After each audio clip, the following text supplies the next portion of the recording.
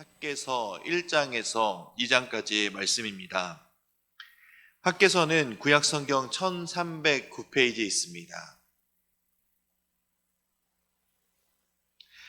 학개서는 12권의 소선지서 중 10번째 책이며 바벨론 포로 귀환 이후 쓰여졌던 3권의 책 학개, 스가랴, 말라기 중에 첫 번째 책입니다. 학개서는 주전 520년 6월에 재개된 스룹바벨의 제2성전 건축의 공사의 전후 상황을 배경으로 성전 건축의 재개를 재촉하거나 어렵게 전개된 지속적인 공사를 격려하기 위해 선포된 예언서입니다.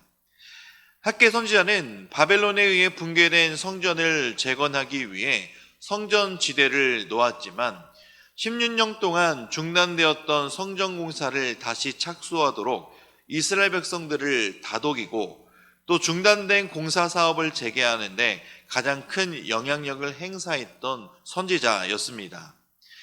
하나님은 좌절감에 휩싸였던 백성들의 마음을 분발시키기 위해 이 학개 선지자를 사용하셨고, 학개 선지자는 하나님께서 자신에게 주신 사명을 감당함으로 기초만 다져준 채 방치되고 외면된 성전에 백성들의 이목을 다시 돌려놓았습니다. 그렇기에 결국 어려워 보였던 성전 공사의 재건이 가능하게 되었습니다. 학개서는 다리오 왕 제2년 6월 1일부터 제2년 9월 24일까지 약 4개월에 걸쳐 선포된 4개의 예언으로 구성되어 있으며 2장으로 전달되는 비교적 짧은 예언서입니다. 4개의 예언은 전달된 정확한 날짜와 그 시간 흐름에 따라 배열이 되어지고 있습니다. 각 예언이 임한 시기는 첫 번째는 1장 1절에서 15절로 다리오 왕 2년 6월 1일과 24일이고, 두 번째 예언은 2장 1절에서 9절로 다리오 왕 2년 7월 21일, 세 번째는 2장 10절에서 19절로 다리오 왕 2년 9월 24일, 그리고 마지막 네 번째는 세 번째와 동일한 날로 다리오 왕 2년 9월 24일이라고 밝히고 있습니다.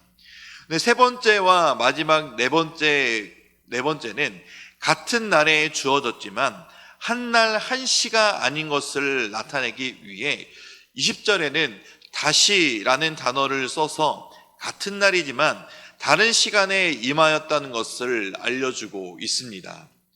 이러한 4가지의 예언의 내용을 간략하게 살펴보면 첫 번째 임한 예언의 말씀은 성전 재건의 당위와 그에 대한 백성들의 응답과 격려에 대한 것이고, 두 번째는 성전 재건 시 재건하는 모든 작업자들이 기억해야 할 것인데 바로 만군의 하나님이 함께할 것임을 믿으며 스스로 굳세게 하여 일할 것을 이야기하고 있고, 또 그리고 이 성전의 영광이 이전보다 클 것을 믿으며 성전 재건 작업을 할 것에 대한 말씀이 임한 것입니다. 세 번째는 성전 재건 시 두 번째로 기억해야 할 것은 정결한 마음으로 건축해야 하고, 그렇게 진행하게 될 때 임할 하나님의 복에 대한 말씀이며, 마지막은 성전 재건이 가져올 결과에 대해서 말씀하며 마무리되어지고 있습니다. 우리 1장 12절 말씀을 함께 읽겠습니다. 스알디엘의 아들 스룹바벨과 여호사닥의 아들 대제사장 여호수아와 남은 모든 백성이 그들의 하나님 여호와의 목소리와 선지자 학개의 말을 들었으니 이는 그들이 하나님 여호와께서 그를 보내셨음이라. 백성이 다 여호와를 경외하매. 아멘. 모든 작업을 시작하기 전 백성들은 하나님의 말씀을 듣는 것을 먼저 하였습니다. 학개 선지자를 통해 선포된 하나님의 말씀을 듣고 도전받은 백성들은 12절에서 밝히듯이 하나님께 순종과 경외함으로 반응하여 이에 대해 하나님께서는 하나님의 임재를 약속하시고 이들의 마음을 동요하여 성전 건축에 착수하게 되었습니다. 그리고 하나님께서는 학개를 선지자를 통하여 총독 스룹바벨과 대제사장 여호수아에게 하나님의 말씀을 전하시는데 2장 4절에서 8절의 말씀이 바로 그 내용들입니다. 하나님은 학개 선지자를 통하여 시내산 언약을 다시 되새겨 주시며 성전 건축을 담대히 진행해야 될 것을 격려하고 계십니다. 또한 2장 15절에서 19절 이 사이에서는 약 2달이 지난 후에는 성전 짓는 일에 대한 중요성과 함께 백성들이 하나님께 돌아와 정결하게 해야 하는 것에 대한 중요성을 알려주시며 하나님의 축복의 약속을 전하고 있게 됩니다. 2장 23절 말씀을 함께 읽겠습니다. 만군의 여호와가 말하노라. 스알디엘의 아들 내 종 스룹바벨아, 여호와가 말하노라. 그날에 내가 너를 세우고 너를 인장으로 삼으리니 내가 너를 택하였음이니라. 만군의 여호와의 말이니라 하시니라. 아멘.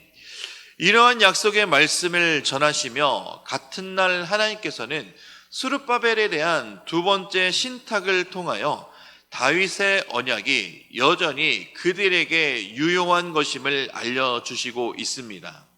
그리고 또한 성전 건축의 완성을 격려하시며 학개서가 마무리되어지고 있습니다. 이런 구조 속에 있는 학개서의 핵심 메시지는 두 가지로 볼 수가 있습니다. 첫 번째는 새로운 시대의 도래가 성전 건축과 더불어 시작된다라는 것입니다. 성전 건축의 명령과 함께 학개는 하나님께서 친히 새 시대의 도래를 시작하셨고 또 이루실 것이라는 약속의 말씀을 선포하면서 다가올 회복의 시대에 대한 소망을 가지게 하고 있습니다. 두 번째 메시지는 하나님께서 반드시 회복의 새로운 시대를 이루시고 축복하실 것이다 라는 약속입니다. 첫 번째 메시지도 중요하지만 두 번째 메시지가 좀 더 큰 비중을 두고 있다라고 말할 수 있습니다.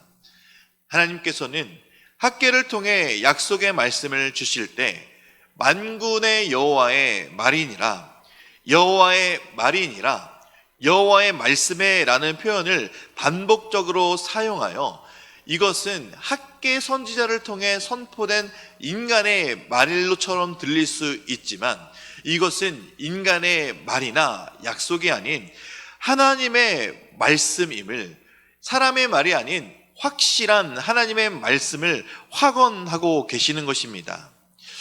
이렇게 집중적으로 반복하여 사용된다라는 것은 하나님의 계획과 약속의 말씀이 더 중요한 메시지임을 알 수 있는 대목이기도 합니다.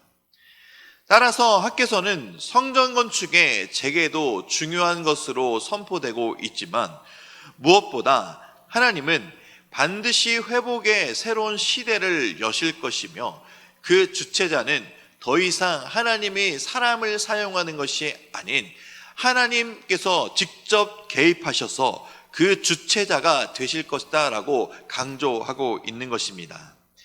그래서 학개서는 하나님의 절대적인 개입하심과 약속의 말씀을 반복하면서 성전 건축을 재개하며 작업하는 모든 사람들에게 확실하게 약속된 새 시대의 다가옴과 축복의 소망을 두고 하나님의 명령하신 모든 작업을 끝까지 마무리할 것을 격려하고 있는 것입니다.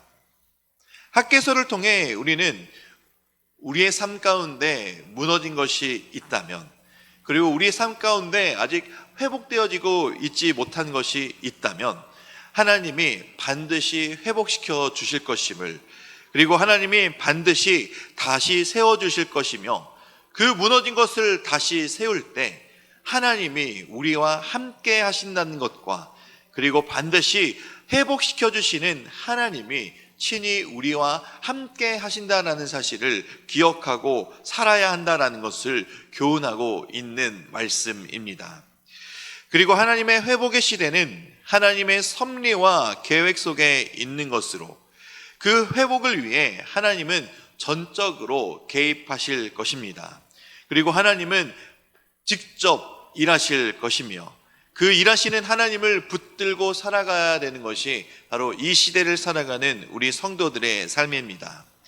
결국 하나님의 절대적인 주권에 대한 신뢰를 가지고 살아가는 것이 지금을 그리고 앞으로 살아가는 모든 성도들이 가지고 가야 하는 기본적인 믿음의 자세가 되어야 합니다.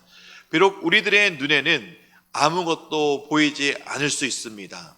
우리들의 삶에는 아무것도 고쳐지지 않고 다시 회복된 것처럼 보이지 않을지언정 중요한 것은 예수 그리스도께서 우리와 함께 하시고 죄인이었던 우리들의 신분이 하나님의 자녀, 하나님의 백성으로 변했다는 사실을 우리는 기억하기만 하면 됩니다. 바로 소망이 없었던 우리들의 삶에 소망이 생긴 것입니다. 또한 하나님의 나라의 도래를 기다리며 살아갈 때 하나님을 향한 절대적인 헌신과 또한 열정을 가지고 살아가야 합니다. 하나님의 나라를 갈망하며 살아야 한다는 것, 하나님이 우리에게 일을 맡기셨다라는 것, 하나님께서 우리에게 직분을 주셨다라는 것은 하나님 나라를 확장하며 또 하나님 나라를 더 든든하게 세울 수 있도록 우리에게 사명을 주신 것입니다. 우리는 이것을 기억하며 살아가야 됩니다. 우리는 반드시 그냥 직분을 가지고 살아가는 것이 아니라 이 직분은 하나님의 나라를 위해 주셨음을, 하나님의 몸된 주님의 몸된 이 교회를 위해 우리에게 직분을 주셨음을 기억하며 기도에 힘쓰며 또 예배에 힘쓰며 섬김과 봉사에 힘쓰며 살아가야 합니다. 예수님께서는 너희는 먼저 그의 나라와 그의 의를 구하라, 그러면 이 모든 것을 너희에게 더하시리라 라고 말씀하셨습니다. 우리는 이 세상을 살아가지만 이 세상 가운데 속한 것이 아닙니다. 바로 하나님 나라에 속한 백성임을 잊지 않아야 됩니다. 우리의 정체성은 하늘나라의 백성임을 늘 기억하며 하나님이 우리에게 맡기신 사명, 우리가 주님을 위해 일해야 하는 것을 우선순위에 두르며 살아갈 때 우리의 인생은 더욱더 의미가 있고 값진 인생이 될 것입니다. 주님의 영광을 위해 맡겨진 사명을 잘 감당하고 감사함으로 살아가는 오늘 하루 그리고 모든 인생이 되시기를 주님의 이름으로 축원드립니다. 이제 말씀을 듣겠습니다. 학개 1장에서 2장까지의 말씀을 경청하실 때 우리에게 주시는 하나님의 음성을 들으시기 바랍니다. 주의 말씀은 내 발의 등이요 내 길의 빛이니이다. 아멘.